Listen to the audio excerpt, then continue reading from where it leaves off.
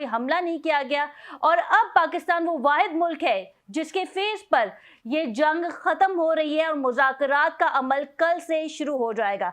इस पे मजीद बात करेंगे। हमारे साथ मौजूद हैं Hasan Pirzada, expert in international relation. सबसे पहले तो बहुत शुक्रिया हसन आपके वक्त का। Thank you so much, Khatija, for inviting me. Hasan, ये बताइएगा, इस्लामाबाद में कल एक बड़ी बैठक जो है वो होने जा रही है। अमेरिकन डेलीगेशन आएंगे, जिसके बाद हम देखेंगे कि ईरानी वजीर खारजा और पार्लियामेंट के स्पीकर भी इस्लामाबाद आएंगे। आप इन मुज़ाकरात को कैसे देख रहे हैं? आई थिंक सो, मैं जो इन मुज़ाकरात को देख रहा हूँ कि काफ़ी जो है वो इसके अंदर से the good will outcome from there, because जो बड़े की प्लेयर्स हैं वो इसके अंदर आ रहे हैं। जेडी वेंस जो है वो obviously the vice president of USA काफ़ी बड़े मैंडेट के साथ आ रहे हैं इस मुज़ाकरात के लिए। एंड देन जो दूसरी तरफ से ईरानी जो वफ्द आ रहा है उसके अंदर जो है वो बाकर कलीबाफ भी शामिल हैं, जो कि उनके ओल्ड गार्ड हैं, जो एक तरह से आईआरजीसी को रिप्रेजेंट करते हैं।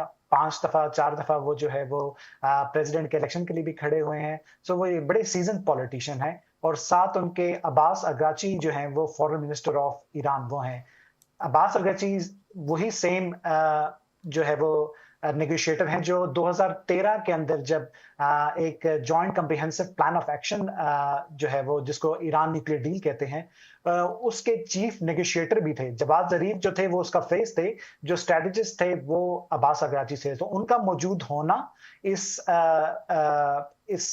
जो है वो मुज़ाकरात के अंदर एक बड़ी खुशाइंद बात है, बिकॉज वो इन मामलात की नज़ाकत को भी समझते हैं। वो ऑलरेडी पहले यूएस से डील कर चुके हैं। सो आई थिंक सो इसकी अच्छा, ये जो अब मुज़ाकरात हो रहे हैं जिसमें जेडी वेंस हैं, डोनाल्ड ट्रंप के दामाद हैं कुशनर, ये भी बताया जा रहा है कि ये पहले भी मुज़ाकरात कर चुके हैं ईरान से, जिसके बाद हमने देखा था कि ईरान पे हमले भी किए गए। ये वही मुज़ाकराती टीम है। स्टीव विटकॉफ और जैरेड कुशनर जो हैं वो ऑब्वियसली इस एडमिनिस्ट्रेशन को रिप्रेजेंट करते हैं, और जिन्होंने पहले ओमान के अंदर जो है वो ईरानियन से जो है वो मुज़ाकरात किए हैं। एज हम सब जानते हैं कि ओमानीज जो है वो काफ़ी अरसे से जो यूएस और जो ईरान है उसके दरमियान मीडिएशन का रूल जो है वो रोल अदा कर रहे हैं।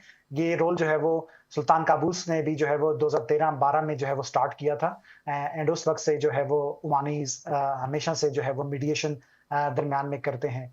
बट ये ट्रंप एडमिनिस्ट्रेशन को रिप्रेजेंट करते हैं।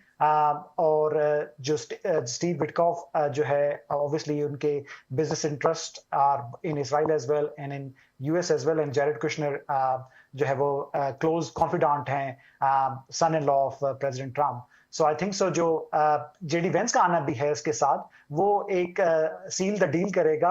कोज जो जिन मामलात के ऊपर, जिन चीज़ों के नुक्तों के ऊपर कुछ शकूक शुबहात होंगे या जिसके ऊपर एक कंसेंट चाहिए होगा फ्रॉम द हायर लेवल, वो जेडी वेंस इसके ऊपर प्रोवाइड कर सकेंगे।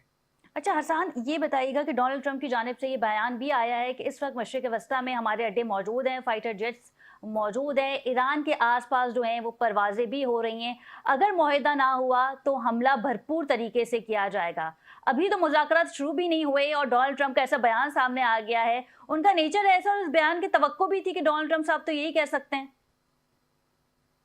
आई थिंक सो, मैं इसको एज अ पोस्टरिंग लेता हूँ, बिकॉज आप जो है वो एक स्ट्रॉन्ग मसल पोस्टरिंग करते हैं जो प्रेसिडेंट ट्रंप का खासा है। अगर आप उनकी ट्वीट्स भी देखें, जब उन्होंने पहले भी ट्वीट की थी और जिसके अंदर अल्टीमेटम दिया था, और उसके बाद लेकिन पाकिस्तान की कोशिशों से जो है वो दोनों तरफ से एक जो है वो टेम्पररी सीज फायर 14 दिन का हो गया। तो मैं इस ट्वीट को भी उसी तनाज़ुर में देखता हूँ। आपको कल रात के ऊपर देखना पड़ेगा कि जब इसराइल ने लबनान के ऊपर अटैक स्टार्ट किए, तो उस वक्त ईरान ऑलमोस्ट इस सीज फायर को खत्म करने के ऊपर तैयार था और दोबारा से जो है वो इंगेज करने को तैयार था, गल्फ कंट्रीज को भी और इसराइल को भी एक भरपूर तरीके से। लेकिन उस वक्त भी पाकिस्तान का जो किरदार है, पाकिस्तान ने जिस तरीके से मीडिएशन अख्तियार की, पाकिस्तान ने रिस्ट्रेंट दिलाया ईरान को और ये मुआहदा जो ये सीज फायर है इसको कायम रखने में कोशिश की। आज आपने देखा होगा कि पाकिस्तानी प्राइम मिनिस्टर ने अपने काउंटर पार्ट से इन लेबनान जो है वो टेलीफोनिक रब्ता भी किया, और उसके बाद से लास्ट 1 घंटे से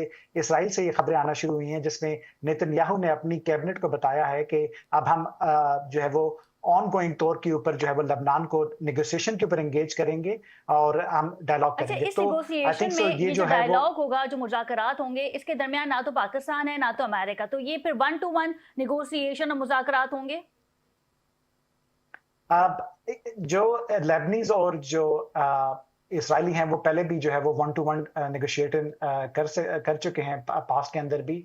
आपके पास जो है वो उस एरिया के अंदर इजिप्शियंस मौजूद हैं जो कि मीडिएशन का रोल अदा कर सकते हैं, और अगर गारंटी चाहिए होगी तो वो उसके अंदर यूएस ऑलवेज जो है वो मौजूद है। इसके ऊपर अब से थोड़ी देर पहले जो है वो इसराइली सहाफ़ी जो काफ़ी बाखबर हैं उन हलकों में, अमित सहगल, उन्होंने जो है वो एक रिपोर्ट किया था कि जो प्रेसिडेंट ट्रम्प हैं उन्होंने नेतन्याहू को पैगाम पहुंचाया है कि आप रिस्ट्रेंट का मुजाहरा करें on the attacks on Lebanon. So एक आई थिंक सो जो यूएस की जो ट्रम्प एडमिनिस्ट्रेशन है उसकी तरफ से भी एक जो है वो शो कराया जा रहा है कि they are serious on this negotiation, because उनको भी इस जंग से ऑफ रैम्प चाहिए, बिकॉज इस जंग का इकोनॉमिक जो टर्मोइल है वो बहुत बुरा है।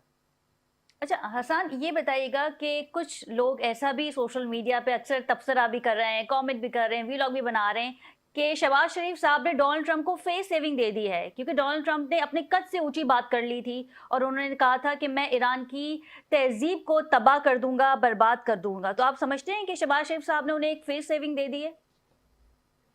आई थिंक सो शहबाज शरीफ साहब ने इस दुनिया को एक सेविंग दी है और इस इंसानियत को एक सेविंग दी है, जो जिस तरीके से जो मीडिएशन का रोल इख्तियार किया है और एक लाइकली वर्ल्ड वॉर 3 सिनेरियो और एक लाइकली जो है वो न्यूक्लियर अटैक, चाहे वो स्ट्रेटेजिक या टैक्टिकल होता या बड़ा होता, उसको रोकने के अंदर अपना किरदार अदा किया है। तो दुनिया इसको जिस तनाजर में भी ले, आई थिंक सो पाकिस्तान के अपने मफादात के अंदर नहीं है कि पाकिस्तान के वेस्टर्न बॉर्डर जो है वो फुली तौर पे एंगेज हो और ईरान जो है वहां पे एक जंग जारी हो, जब पाकिस्तान ऑलरेडी जो है वो अफगानिस्तान के साथ एक स्क्रिमिशेस में और जंग में इन्वॉल्व है, और पाकिस्तान का ईस्टर्न बॉर्डर जो है वो हमेशा से एक्टिव रहता है। तो पाकिस्तान नहीं चाहता कि उसके तीनों बॉर्डर्स ऑलवेज एक्टिव हों। पाकिस्तान एक पीस और फुल पाकिस्तान ये नेशन भी है नहीं और चाहता, पाकिस्तान अपने पाकिस्तान ये भी नहीं चाहता कि ईरान में कोई रिजीम चेंज आए। ये पाकिस्तान के मफाद में नहीं है। पाकिस्तान के मफाद में एक स्टेबल ईरान पाकिस्तान के मफाद में है। एंड आई थिंक सो दुनिया ने जो जिस रिजीम चेंज के नैरेटिव के साथ ईरान के ऊपर ये जो स्ट्राइक्स और ये जो वॉर स्टार्ट की थी, उनको भी अंदाजा हो गया कि ईरान के अंदर जो रिजीम चेंज है वो तब वो मुश्किल है with the doing this war. इस जंग के साथ जो है मुश्किल है। अगर ईरानी अवाम ने कभी चाहा तो वो एक और बात है, बट जो है वो ईरान जो है वो ईरान का स्टेबल होना और ईरान की जो रिजीम है उसका स्टेबल होना, वो पाकिस्तान के इस वक्त बहुत मफाद में है और पाकिस्तान के फायदे में है। बिल्कुल ठीक है हसन, आप हमारे साथ ही रहिएगा, आपसे मजीद भी इस पे बात करेंगे। हसन, ये बताइएगा कि इसराइल और अमेरिका ये चाहता है कि हिजबुल्लाह गैर मुसल्लह हो जाए, उनके पास असला ना हो, और ईरान का जो ताल्लुक है हिजबुल्लाह के साथ, लेबनान के साथ, वो हम सबको पता है कि जैसे ही इसराइल ने हमला किया लेबनान पे तो हमने देखा कि स्ट्रेट ऑफ हॉर्मज़ को जो है वो बंद कर दिया गया, और बाबुल मंदक के हवाले से भी बातें हो रही हैं कि अगर मुज़ाकरात ना हुए तो बाबुल मंदक को भी बंद कर दिया जाएगा। क्या कहेंगे इस पर? ऑब्वियसली जो हिजबुल्लाह की जो एफिलिएशन है वो ईरान के साथ जो है वो काफ़ी पुरानी है। ईरान जो है वो इस मुआहदे के अंदर भी जिस शामिल हुआ है जितने 10 पॉइंटर्स के साथ, उसमें यही है कि जो एक नॉन एग्रेशन और जो ये सीज फायर है, this will include every place, not just Iran, इसके अंदर जो है वो लेबनान भी शामिल होगा। तो ईरान की इस वजह से है, जहां तक स्टेट ऑफ हॉर्मज़ का है, उसके ऊपर जो है वो उनके डेप्टी फॉरेन मिनिस्टर ने जो है वो एक कुछ देर पहले जो है वो एक इंटरव्यू दिया था जिसके अंदर उन्होंने बताया था कि हम स्टिल जो है वो इस स्टेट ऑफ हॉर्मज़ को जो है वो ओपन रखे हैं। 15 जो शिप्स हैं वो उनको हम गुजरने देंगे, लेकिन वो coordination with Iranian arm forces होंगे। और ईरान जो है वो इस जो 10 पॉइंटर अपना लेके आया है उसके अंदर भी उन्होंने एक जो अपनी टर्म दी है वो यही दी है कि वो इसके अंदर एक कंट्रोल पैसेज चाहते हैं और अपनी लेवरेज जो है वो इस वाटरवे के ऊपर बरकरार रखना चाहते हैं। तो आई थिंक सो जो है वो ये देखने से ताल्लुक होगा कि चीजें जो है वो किस तरफ जाएंगी। क्या अमेरिका जो है वो एक जो है वो गिव एंड टेक इस स्टेट ऑफ हॉर्मज़ के ऊपर ईरान को देने को तैयार होगा। और आई थिंक सो जो सबसे बड़ी इसके अंदर जो चीज़ है जिसके ऊपर ज़्यादा डिस्कशन होगी वो ईरान का न्यूक्लियर एनरिचमेंट प्रोग्राम है।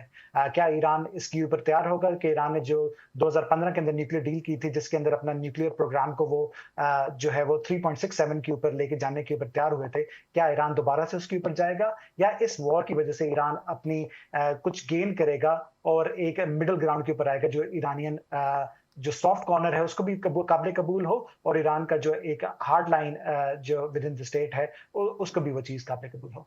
बिल्कुल ठीक है, बहुत शुक्रिया हसन पीरज़ादा आपके वक्त का। ब्रिगेडियर साहब